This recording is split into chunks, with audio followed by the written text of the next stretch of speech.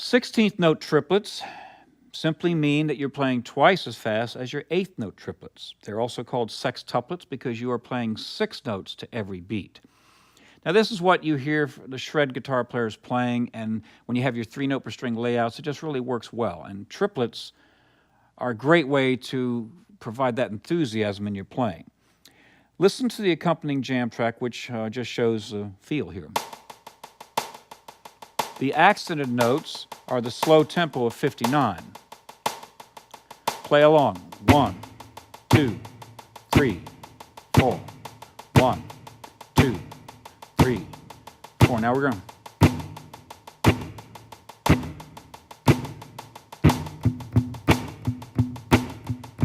Those are the 8th note triplets. Let's count. 1 triplet, 2 triplet, 3 triplet, 4 triplet. And then we simply play twice as fast.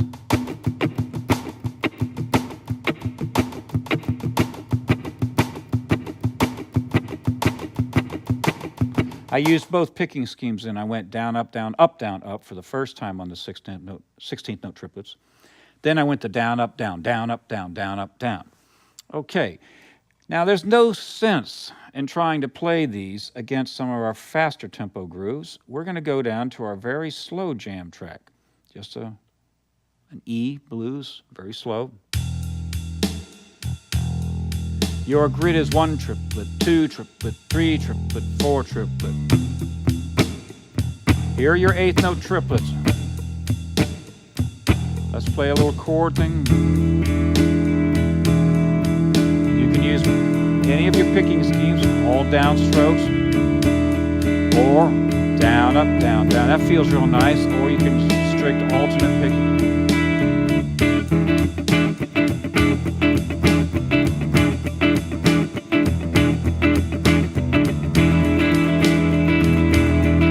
Those are your 16th note triplets. Let's do it with single notes. Those are your swing 8s.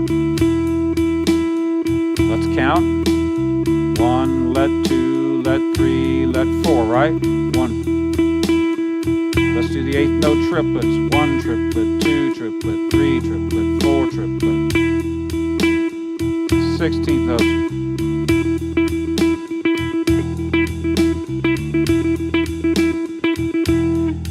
It's important that you realize it's just twice as fast. Now, this is how you would organize a fast little 3-note lick.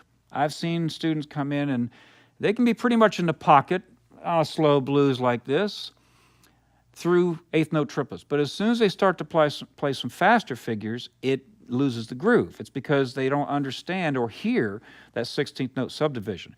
So let's work on just a lick to make something up here.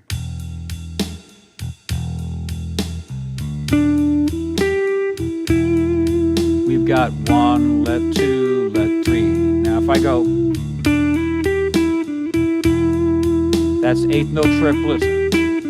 Then if I go,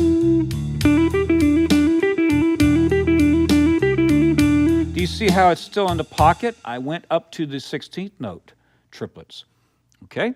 So it's very important that you practice these and that you get this idea of the subdivision. I'm not going to do it here, but what I might recommend you do is you take the jam tracks and you maybe, or make some of your own where you switch and you just write, okay, a measure of quarter notes, and then a measure of swing 8s, and then a measure of 8th note triplets, then a measure of 16th note triplets. Then you start writing in, especially good if you have a drum machine or some means of doing this. Metronome, you can't really do it, but if you have a drum machine, program yourself some measures where you intersperse those. We may go like 1, 2, let 3 triplet. And another way, we haven't talked about how to count these 16th note triplets. Well, besides it being a tongue twister, you're going to kind of run out of syllables. So a way to perceive these 16th note triplets would be as follows.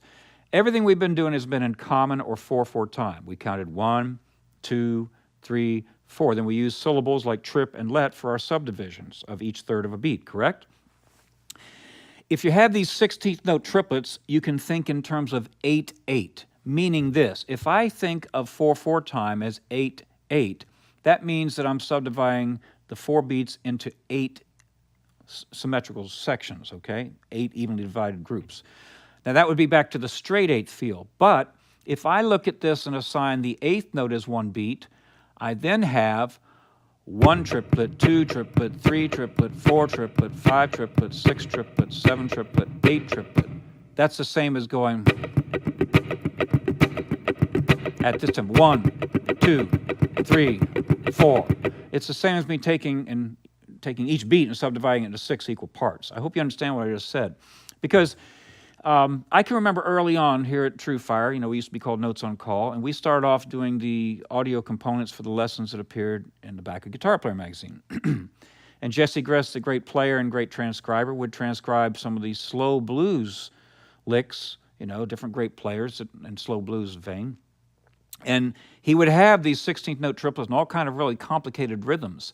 And one of the best ways to deal with it was to, instead of thinking of it as in 4/4, I would think of it as 8/8. And that helped me have more points of reference. Because if you're thinking 1, 2, 3, 4, you got a lot of time to float around in between. You might think 1, 2, 3, 4, 1, 2, 3, 4, and double the tempo. In other words, if I'm going here, let's listen. 2, 3, 4. 1, 2, 3, 4, 5, 6, 7, 8, 9, 10, 11, 12. I just counted the triplets, right? 1, 2, 3, 4, 5, 6, 7, 8. 1, 2, 3, 4, 5, 6, 7, 8. You probably won't be able to hear that because what I'm doing is I'm hearing the da da da da da da da da da da da da da, and this is where your pick strokes can help you. Downstrokes are easy because you have gravity on your side. So I know I'm spending a lot of time on this, and it's kind of tricky if you don't hear it. So if I go 1, 2, 3, 4, 5, 6, 1, 2, 3, 4, 5, 6, 1, 2, 3, 4, 5, 6. There's my tempo, really slow, right? 1, 2, 3, 4, 5, 6. 1, 2, 3, 4. 1, 2, 3, 4. Then I apply that to a very slow groove.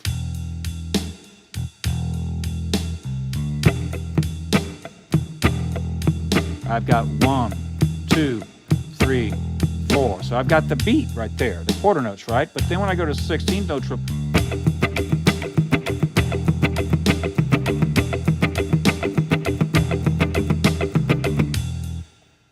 my downstrokes still on those numbers if I'm thinking of it as 8/8. Now, what I just explained, I just realized it might have sounded kind of complex and confusing.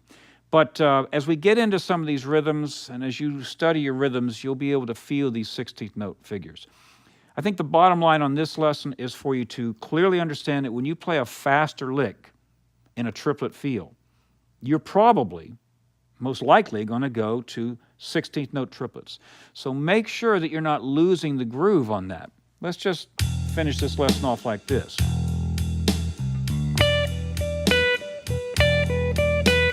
We'll take a figure of 3 different notes, okay? So if I go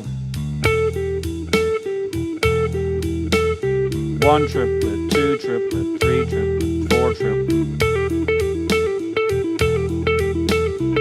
Those are the 16th note triplets. You still got to line up. That's my point. You can't start floating around. I'll demonstrate some poor rhythmic approach. Here I have. Then I go.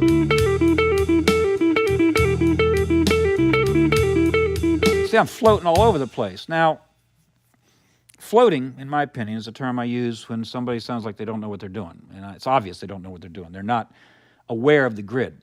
That is not the same as taking rhythmic liberties. You can tell when a player is confident rhythmically and he or she is going out and creating a bending time warp kind of thing going on. So you're trying to get locked in so that then you're free.